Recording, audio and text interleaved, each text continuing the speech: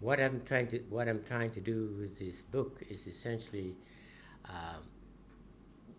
the main thesis is this: we have been discussing the Malay problem for decades, if not centuries, and chances are when my grandchildren become grandparents, we'll still be discussing. And the reason for that is we are not addressing the main issue, and the main issue is that we have closed our mind. We didn't realize our mind is trapped, individually as collectively, and because our mind is trapped, we do not expand, explore other opportunities or other avenues. And the worst prison in the world is not a prison with walls or fences. Those you can see and you can break. But the worst prison is the prison that have no walls. You don't realize yourself being in prison. And that's what we feel we Malays as a community and as individual is. And the example I use is in San Diego Zoo, there is an island there that is surrounded by moat. The moat is only about 5 feet wide, and the islands, the reindeers are free to move around. They never cross the moat, even though they can jump, but they don't realize that they're being trapped by the moat. So even though they're physically capable of jumping that, they lose that. On the other hand, if you put the reindeer in an enclosure fence, they'll be lining up the fence to find an opening to escape. And that's the problem we have. We don't realize we're being trapped. Our minds have been imprisoned.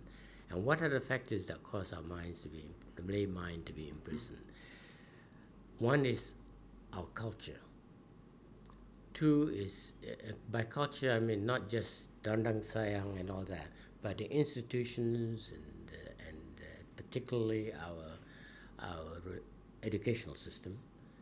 And the two is our religion. And I use the word religion and not Islam, because Islam is the great transforming force. But the religion as we practice it, even though we call it Islam, far from transforming and uplifting us, is entrapping our minds. So the understanding of the religion? The way we understand the essence of the faith that we describe are completely different from what I understand what Islam is to mean, or what most people in the West, or what people in ancient Muslim era, when during the great civilization of Islam, think what Islam would be. Yeah. And the others would be the restrictive rules we have, especially these restrictions on media. And the fourth thing is that we do not participate in a modern economy.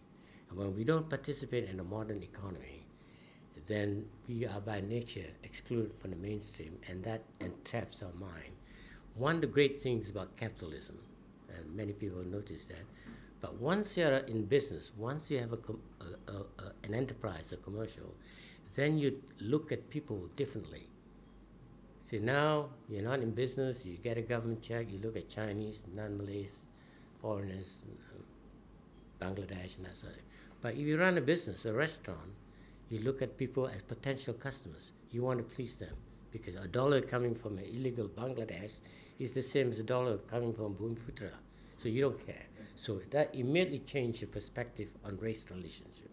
And one of the big blessing of capitalism is just that. It makes you look upon your fellow human beings as potential business partners, as potential clients, and as potential customers. And that's equals. And that's liberating.